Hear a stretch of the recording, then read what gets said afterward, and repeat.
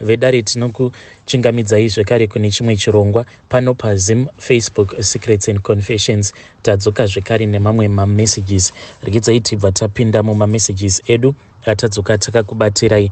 Message yedu yokutanga yakamira sekudai so: hanzi makadii zvenyu mukoma Nashi, ndinokumbirawo kuti munge muchindiposterawo nyaya yangu makaviga chitupa changu. Inini ndiri mukadzi akaroorwa ndokubva ndaita vana vangu 4. Ndakakurawo ndichigara kuHighfields kunonzi kuCherima. So ndakati ndichipedza secondary school ndokubva ndatotanga kutoita zvekutengesa mutauni. Ndaitengesa zvakati one day bhutsu nehembe. Ndopa ndakabva ndazosanganawo nemukomana akazondiroora ndokubva tazoita vana vedu 4. Zvinhu zvakatanga zviri nani, kudzamara zvazoita very worse. Ndopa ndakabva ndazotsvakirwa basa remumba neneighbor yangu, but ndakatsvakirwa basa iri kumaAvenues. Ndakaenda kubasa kuya ndokubva ndatanga kushanda, asi ndichitanga kusvika pamba apa ndakatanga kuona zizi iri. Pandakariona kwainge kuri kuma6 ndichibva kunotora hembe panze. Ende muone zvenyu musi wacho iwoyo mukoma. Ameno zvakangotanga kungoitika because zuva parakatanga kurereka kudai ndakangotanga kungonzwa nyama dzangu dzichingoneta zvekare nekakungomerera. Ndakati ndapedza kuaina hembe dzevana, saka ndaifamba room by room ndichinosiya maschool uniforms evana ndichitira kuti mangwana makuseni pavanozomuka munhu anongomuka akananga pamauniform ake apedza kugeza. Inini changu kunenge kuri kungovagadzirira malunch boxes. Saka ndaiti ndichifamba mumba umu mukoma ndainzwa kunge paiva noumwe munhu ainge achinditarisa, like achindidongorera. I don't know how to explain. Mukoma ndainzwa kunge maziso ainge aine madziro. Apa maziso awa ainge ari mumadziro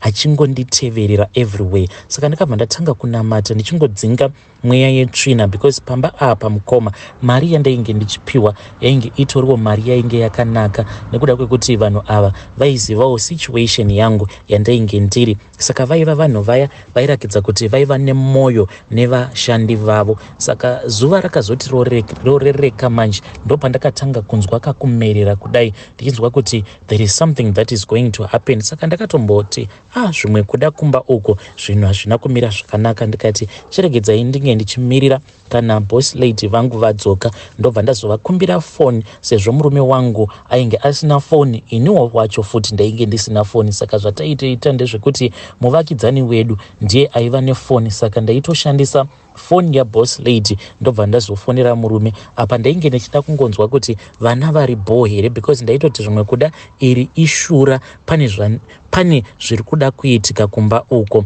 So ndakazoti ndabuda panze kuma6 ikoko ndo pandakabva ndazoona kuti paine zizi iro rainge riripo. Zizi iri mukoma rainge riri padhuze nepajurahall. Saka pajurahall apa ndo pandaiwanzo kunonanika bhutsu kana ndanonoka kudziwacha paya ndichida kuti dzikasike kuzunzika. Zvino pakunoda kunobata bhutsu kudai mukoma ndakabva ndaona bhutsu imwe ichishanduka, bhutsu yababa. Vaiva neimwe pointed shoe yavo mukoma yainge yakagadzirwa sort of like neganda reshato, ende vaifarira sei bhutsu iyoyo. Ndo yakabva yashanduka bhutsu yavo yekuright ndokubva raita zizi riya rikabva rabhururuka. Ndakatovhunduka ndokubva ndadzokera mumba usiku mukoma. Ndakati ndakarara ndakabva ndarota ndichiona ivo boss lady amai vepo vachipinda mumba mandinorara. Vainge vachiedza kuda kundidzipa, vakati waonei iwe, waonei iwe, waonei iwe, waonei iwe. Ndo zvavaiita izvozvo mukoma, vaingoramba vachingodzokorora vachiti waonei iwe, waonei iwe. Ndaiedza kuvabvisa mukoma but simba ndainge ndisina. Pandakazomuka mukoma hapana kana umwe zvake wandakaona. Ndakamuka ndokubva ndatanga kunamata paya. Apa boss lady vangu ivo vainge vakanditi havafarire vanhu vanongonamata vachidanidzira, because ivo chechi yavo yavanopinda ndeimwe iya ndisingadi hangu kutaura mazita. Saka ivo vanoti munhu kana uchinamata unofanira kunamatira pasi, not kuti munhu wese ange achizvinzwa kuti uri kunamata. Ndakanamata mukoma Nashi, even though ndainamata ndichita zvekuzevezera. Chakandinetsa mukoma ndechekuti ndakati ndichinamata kudaro ndichita zvekuzevezera, vakabva vauya ndokubva varova dho mukoma, vakaita zvekubhenga dho zvekuti ndakavhunduka ndikapotsa ndatodonha pandainge ndigere, because vakaita zvekurova dhoo nechibhakera vakabva vanditi vhura dhoo. Apa vainge votondituka mukoma. Apa munhu uya wekuti ari very cool zvekuti kana wakamutarisa nenyaya iyi yandiri kukuudzai munokwanisa kutofungidzira kuti ndiri murevi wenhema. Ndakabva ndavhura dhoo paya ndikati kochi nai madam, vakabva vanditi uri kuita noise. Apa ndainge ndichinamatira pasi zvainge zvichingonzwikwa murumu mangu chete mukoma. Kubva musi iwoyo ndakabva ndatoona kutoti panapa pane zvinoitika. Apa manje ndaingonzwa voisi muhana mangu richingonditi ramba uchinamata usaregedza kunamata mukoma. Ndainge ndava kugara ndine salt yemagodo nekuti ndaiti kana ndikasaisa salt yemagodo mupilo usiku hwacho ihwohwo ndainge ndisingarari. Ende ndaitoisa salt yemagodo zvekare nepahwindo nekuti pane hope idzo dzandainge ndakamborota. Hope idzi dzandakarota ndakaona kuti ivo boss lady vangu ava nezizi ravo vaiwana mukana wekuti vange vachipinda muspare bedroom imomo mandairara nepahwindo. Hameno kuti hwindo iri vairivhura sei, but ndaitongoona vachirwidzana naro hwindo kuzonosvika richizonovhura. Raizoti kana ravhurika paya ndiriko kuhope ndaitovanzwa vachiseka ivo boss lady, vobva vapinda murumu mangu muya vobva vatanga kundidzipa kana kuti vaiuya vobva vandigarira pachipfuva vachiseka zvavo. Then zizi riya ndo rinenge rakandivhara nemapapiro aro kumeso kusvika ndava kutadza kufema. Ndaiti paya paya pandinenge ndava kunzwa kuti mweya wangu wava kuenda, ndava kuda kufa manje, ndo pandaibva ndazungukaruka ndafemeruka ndobva ndatopepuka dzikerira riya robva randisiya. Apa ndaibva ndaona kamwe kanhu kadiki diki so kaingoti vai mukoma, uchitoona kutoti kanhu aka kanoratidza kuti kapuka, hamena kuti kapuka kakaita sei, but kaingoti vai kudai kobva katodisappear kakananga kuhwindo. Saka ndo pandakatanga kuisa salt kuhwindo zvekare. Then makuseni mukoma ndaiti paya pandinenge ndamuka madam boss vangu ava vaibva vauya murumu umo mandinenge ivo madam boss ava vaibva vauya muspare bedroom. Ende zvinhu zvekuti vainge vasingambozviiti before ndisati ndatanga kusangana nemaspiritual encounters awa, vaiuya vakabata mutsvairo. But mutsvairo uyu chaindinetsa ndechekuti vaiuya nemutsvairo unenge wakanyorova mukoma, unenge uchiita kudonha mvura vobva vatanga kutsvaira muspare bedroom. Semunhu anenge ari pamba pake ndaingovasiya vachiita yavanenge vachiita. Then vaizoti vakasangana netuma godo twemunyu vaibva vatukika vachitukikira mupassage vobva vangotisiya mupassage muya vobva vaseka zvavo vobva vadzokera kubedroom kwavo. Zvino nerimwe zuva mukoma ndakazoti makuseni ndamuka ndava kuda kutsvaira kuhwindo ndo pandakabva ndaona kuti mumba muspare bedroom umu mainge muine zizi iro rainge rakafiramo. Ndakabva ndati how come madhoo ose ainge akakiwa, hwindo rainge rakavharwa, kozizi iri rakapinda nepai. Ndakatombozama kutarira mukoma ndichitarira mudenga wanikwe kuti ceiling yose yainge isina kana buri, but kwainge kuri kungotarira kwemunhu uya ainge angotongori very confused. But ndaitozviziva kuti pamba apa pari very well organized, hapana pekuti zizi ringapoya nemuceiling. Saka ndakati ndaona zizi iri madam boss vakaswera vakazvikira mubedroom mavo kubva makuseni kuzonosvika zuva richivira vainge vangori mubedroom mavo. Zuva rakazoti ranyura mukoma ndo pandakabva ndazoona madam boss vachibuda, vakabuda vaine imwe speed mukoma vachinopinda mumotikari mavo ndokubva vaenda vakabva vanotenga parafini ivo nemurume wavo. Apa vainge vakamudhura sei mukoma, vakabva vatora zezeriya, but madam boss ndo vakauya bedroom mangu. Iye murume wacho ainge akangoti akati kwindi kana usiku hwacho ihwohwo murume wamadam boss ndiye akabika zvakadyiwa nemunhu wose mukoma. Madam boss vakauya ndokubva vatora zezeriya riya vakabva vabuda panze vakabva vatenderera kuseri ende vakauya mukoma. Nhamo iyi zvainokuonesa ka dai Mwari havo vandiropafadzawo ndikakwanisa kuchengeta vana vangu nekuvadzidzisa kuitira kuti vasazosangana nezvinhu zvandakasangana nazvo. Haidi crying. Vanhu ava mukoma vakatenderera kuseri kwemba ndokubva vauya padhuze nepahwindo mukoma kafema mweya weparafini. Ndikaziva kuti vanhu ava vainge vachida kubatidza moto ende vakabatidza moto uyu mujinga mehwindo ndokubva vatanga kupisa ziziriya riya ivo manje boss, murume wamadam boss, vakabva vanoka pahwindo, vakabva vanoka hwindo zviya zviri very rough. Ndokubva ndati Mati nai baba vakabva vanditi iwe vhura hwindo. Apa vaitaura neni zviya zvainge zviine ukasha mukati. Ndakabva ndaburuka pamubhedha paya pandainge ndakabata bhaibheri rangu ndichinamata. Ndokubva ndamhanya ndichiendapo pahwindo paya ndikabva ndavhura mukoma. Ndakangofira kungonosunungura hwindo kudai. Ivo ruoko rwavo parwakangoita mukana wekubata hwindo vakaita sekunge vachandivhuna zvigunwe. Mukoma vakarivhura nehasha, then ndokubva vanditi vhura rimwe racho, ndokubva ndavhura riya, vakabva vanditi vhura curtain. Mukoma ndakarara usiku ihwohwo, mahwindo akavhurika, maketeni akavhurika.